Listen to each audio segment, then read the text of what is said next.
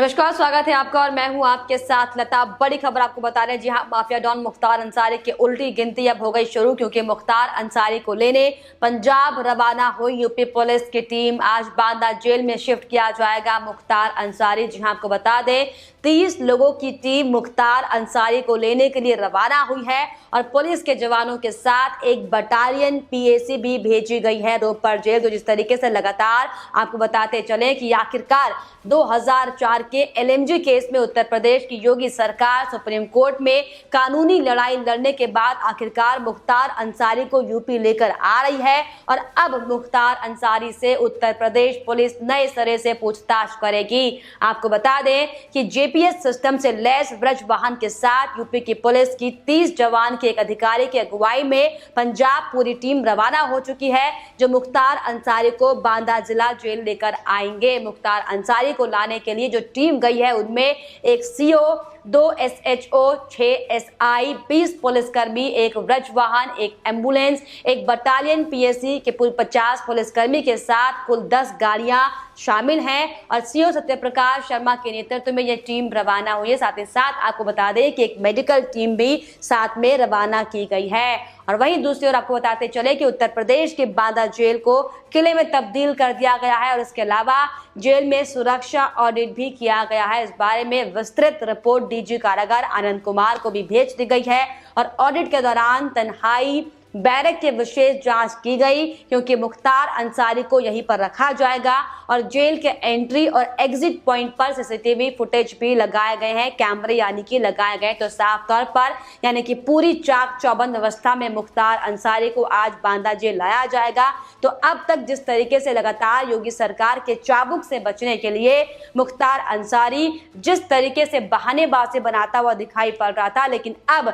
वो दिन आखिरकार आ गया है, सालों बाद जब मुख्तार अंसारी को उत्तर प्रदेश लाया जाएगा और बांदा जेल में शिफ्ट किया जाएगा। हालांकि आपको बताते चले उत्तर प्रदेश जेल में शिफ्ट करने से पहले पंजाब की ओर से दिए गए ऑफिशियल पत्र में लिखा गया था कि मुख्तार अंसारी का हैंडओवर लेने के दौरान विधिवत सुरक्षा और मेडिकल व्यवस्था करें। मुख्तार के टेक ओवर के दौरान अच्छे वाहन का बंदोबस्त करने के साथ ही अंसारी की मेडिकल रिपोर्ट का भी ध्यान रखा जाए, जिस पर साफ तौर पर यूपी के कैबिनेट मंत्री सिद्धार्थ नाथ ने भी कड़े शब्दों में ये कहा था कि पंजाब सरकार को मुख्तार के स्वास्थ्य को लेकर चिंता करने की जरूरत नहीं है। उत्तर प्रदेश के मुजिब नंबर 1 हैं मुख्तार अंसारी, लेकिन बावजूद इसके हम पूरी व्यवस्था करेंगे। आपको बता दें, हालांकि पंजाब सरकार की ओर से भारी संरक्षण लगातार मुख्तार अंसारी को दिया जा रहा था और अब उत्तर प्रदेश जाने से रोकने के लिए जिस तरीके से लगातार कई जतन अब तक कर रही थी, लेकिन अब सुप्रीम कोर्ट के आदेश के बाद आखिरकार मुख्तार की कस्टडी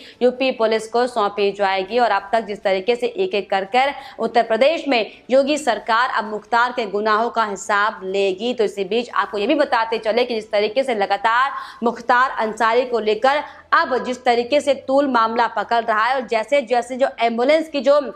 गुत्थी थी उसे लगातार पुलिस सुलझाने की कोशिश हालांकि कर रही थी, लेकिन इसी बीच आपको बता दें कि यूपी नंबर की वो एम्बुलेंस जिसमें पंजाब पुलिस ने मुख्तार अंसारी को मोहाली की अदालत में पेश किया था, वो रविवार रात को रूपनगर जिले में चंडीगढ़ नांगल हाईवे पर एक सड़क के किनारे ढाबे के पास लावारिस हालत में मिली है। इस एम्बुलेंस पर फर्जी दस्तावेज के मामले में उत्तर प्रदेश में एफआईआर दर्ज की गई है और इस एम्बुलेंस के कागजात फर्जी पाए जाने के बाद यूपी पुलिस इसे बरामद करने के लिए रोपड़ जेल पहुंची थी। जिस जगह ये एम्बुलेंस बरामद की गई थी वहीं पर पास में बने जो ढाबों के मालिक थे, उन्होंने बताया कि इसे कोई व्यक्ति रात में वहां पर छोड़ गया था और अब इस पूरे मामले को लेकर यूपी पुलिस जांच अपनी तेजी से कर रही है, क्योंकि जिस तरीके से लगातार ये एम्बुलेंस जब बरामद हुई थी और इसमें जिस तरीके से अस्पताल के नाम से जो एम्बुलेंस का रजिस्ट्रेशन करवाया गया था वो असल में एम्बुलेंस थी ही नहीं, रजिस्ट्रेशन था ही नहीं और इसकी मियाद दरअसल 2015 में ही खत्म हो चुकी थी।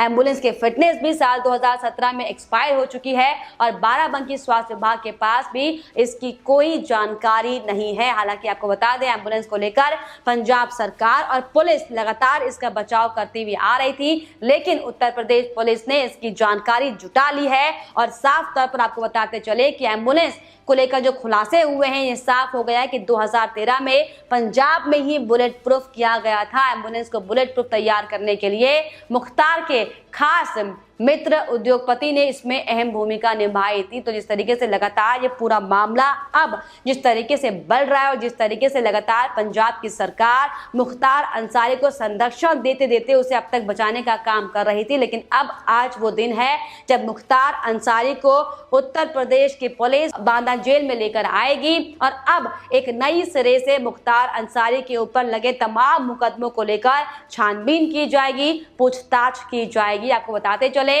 हालांकि जो एम्बुलेंस का जिक्र बार बार इस पूरे मामले में आ रहा है, इसी कड़ी में आपको बता दें कि फर्जी डॉक्यूमेंट के आधार पर एम्बुलेंस के रजिस्ट्रेशन मामले में डॉक्टर अलका से भी पूछताछ की जा चुकी है, जिसमें साफ तौर पर अलका राय ने यह बताया है कि पुलिस ने विशेष तौर पर वोटर आईडी पर फोकस करते हुए मुझसे पूछताछ की है, क्योंकि वोटर आईडी में उनकी तस्वीर लगी हुई थी, हालांकि सिग्नेचर किसी और के थे। लेकिन अब जो फर्जी कागज लगातार सामने आए हैं और अब जिस तरीके से एम्बुलेंस को लावारिस हालत में छोड़ दिया गया और जिस तरीके से जो ड्राइवर की सीट थी वो टूटी फूटी हुई मिली है और जिस तरीके से जो हालत में एम्बुलेंस वहां पर फेंकी गई है, इसको लेकर भी लगातार उत्तर प्रदेश के हाई प्रोफाइल पुलिस इस पूरे मामले की जांच हालांकि कर रही है। और आपको बताते चले कि हालांकि मुख्तार अंसारी अभी तक रंगदारी के एक छोटे से मामले में पंजाब की रोपड़ जेल में बंद था और इससे पहले पिछले 2 साल में उत्तर प्रदेश की पुलिस 8 बार आई, लेकिन खाली हाथ लौटना पड़ा। लेकिन अब सुप्रीम कोर्ट के आदेश के बाद मुख्तार को उत्तर प्रदेश वापस लाया जा रहा है। तो साफ तौर पर यह बड़ी जीत योगी सरकार की है,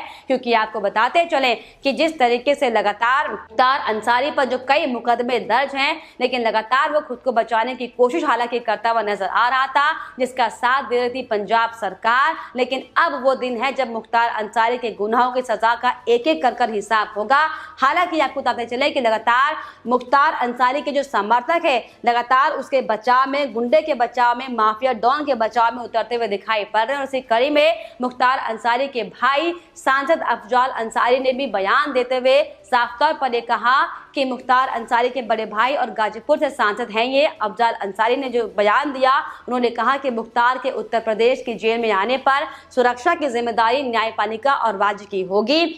योगी आदित्यनाथ सरकार की होगी। अदालत को उनके जीवन की रक्षा उन्हें दी गई मेडिकल सुविधाओं की निगरानी करनी चाहिए। आपको बताते चले कि जिस तरीके से लगातार मुख्तार अंसारी को बचाने की हालांकि कोशिश तमाम लोग कर रहे थे, लेकिन आपको बता दें कि उत्तर प्रदेश की सरकार ने लगातार बार बार कोर्ट में दलीलें दी और जिस तरीके से कोर्ट में उत्तर प्रदेश सरकार ने जो तर्क दिए थे, आपको बता दें कि किन तर्कों के आधार पर सुप्रीम कोर्ट ने अपना फैसला सुनाया। दरअसल सुप्रीम कोर्ट ने सुनवाई के दौरान उत्तर प्रदेश सरकार ने कहा था कि मुख्तार अंसारी पर 15 केस दर्ज हैं और वो गैंगस्टर की कैटेगरी में आता है, वो पंजाब की जेल में मौज कर रहा है और उसके ना आने से उत्तर प्रदेश की अदालतों में उसके खिलाफ तमाम सुनवाई रुकी हुई है। वहीं पंजाब सरकार के वकील दुष्यंत दावे ने ये कहा था कि यूपी सरकार की मांग संवैधानिक प्रावधानों के खिलाफ है, लेकिन सुप्रीम कोर्ट ने वकील की दलीलों को ठुकरा दिया था। तो साफ तौर पर बड़ा झटका यहाँ पर पंजाब सरकार को हालांकि लगा है, मुख्तार अंसारी को यहाँ पर लगा कि जिस तरीके से मुख्तार उत्तर प्रदेश में जाने से बचने के लिए हर तरह के हथकंडे अब तक अपना रहा था, लेकिन मोहाली कोर्ट ने जिस तरीके से मुख्तार अंसारी को बड़ा झटका दिया था और उसकी मांग को भी नकार दिया गया था। और इतना ही नहीं, आपको बताते चले कि मोहाली कोर्ट ने यह भी कहा था कि मुख्तार अंसारी को 12 अप्रैल के दिन उत्तर प्रदेश की ही जेल से वीडियो कॉन्फ्रेंसिंग के जरिए रंगदारी के एक मामले में पेश होने को कहा गया था। और इसी कड़ी में मुख्तार अंसारी पंजाब में रंगदारी के एक मामले में अभी तक जेल में बंद था, लेकिन साफ तौर पर आपको बताते चले कि अब बांदा जेल से ही 12 अप्रैल को उसकी पेशी होगी रंगदारी के मामले में, क्योंकि अब जिस तरीके से योगी सरकार को जो बड़ी सफलता इस पूरे मामले में हाथ लगी है, अब योगी सरकार अपने स्तर पर, उत्तर प्रदेश की पुलिस अपने स्तर पर इस पूरे मामले की जांच करेगी और नए सिरे से अब मुख्तार अंसारी के साथ पूछताछ की जाएगी। जिस तरीके से कई आपराधिक मामले जो मुख्तार अंसारी के खिलाफ दर्ज किए गए हैं, उन तमाम मामलों में कई बार पेशी होने के बावजूद भी मुख्तार अंसारी उसमें शामिल नहीं हुआ था, जिसकी वजह से कई जो मामले थे वो लगातार बाधित हो रहे थे। लेकिन अब जब मुख्तार अंसारी बांदा जेल में आएगा तो उससे वाकई कड़े तौर पर अपने हिसाब से उत्तर प्रदेश की पुलिस पूरे मामले की जांच करेगी। तो साफ तौर पर बड़ी खबर आपको बता रहे हैं, जी हाँ, अब उत्तर प्रदेश से 100 पुलिसों का जत्था पंजाब पंजाब की ओर रवाना हो चुका है और अब आखिरकार मुख्तार अंसारी को उत्तर प्रदेश आना होगा और अब साफ तौर पर मुख्तार अंसारी के एक एक गुनाहों का हिसाब योगी सरकार और उत्तर प्रदेश की पुलिस लेने वाली है। और इसके अलावा उत्तर प्रदेश की पुलिस उन तमाम जो तथ्य सामने आ रहे हैं एम्बुलेंस को लेकर कि किस तरीके से किस प्रकार से वो एम्बुलेंस हायर की गई और क्यों उस एम्बुलेंस का इस्तेमाल किया गया, क्योंकि हथियार से लैस वो एम्बुलेंस थी और उसमें हर तरीके से फुल प्रूफ सुविधाएं उस एम्बुलेंस में मौजूद थी और आखिर किसने उस एम्बुलेंस को अलाउ किया, इन सब मामलों को लेकर भी अब उत्तर प्रदेश की पुलिस पूरी गहनता के साथ जांच कर रही है। क्योंकि अब जिस तरीके से एम्बुलेंस वाले मुकदमे को लेकर जिस तरीके से जो FIR पुलिस ने दर्ज की थी उसके बाद जो अब लावारिस हालत में एम्बुलेंस मिली है, इसको लेकर भी उत्तर प्रदेश की टीम लगातार छानबीन कर रही है। और इन तमाम मामलों को लेकर आपको बताते चले कि जो भी अहम खुलासे होंगे वाकई देखने वाले होंगे कि आखिर कौन वो शख्स था जो लगातार मुख्तार अंसारी को संरक्षण दे रहा था, जेल के अंदर बैठे बैठे कैसे मुख्तार अंसारी को हाईफाई सुविधाओं का लाभ मिल रहा था। इन तमाम मामलों को लेकर अब योगी सरकार की पुलिस जांच करेगी और बेहद जल्द इनमें बहुत अहम खुलासे सामने आएंगे, जिसको लेकर अब सभी की निगाहें इस पूरे मामले पर टिकी हुई है। फिलहाल इस पर आपकी क्या राय है हमें कमेंट बॉक्स में जरूर लिखिएगा। साथ ही साथ हमारे चैनल को सब्सक्राइब करना भी ना भूलें।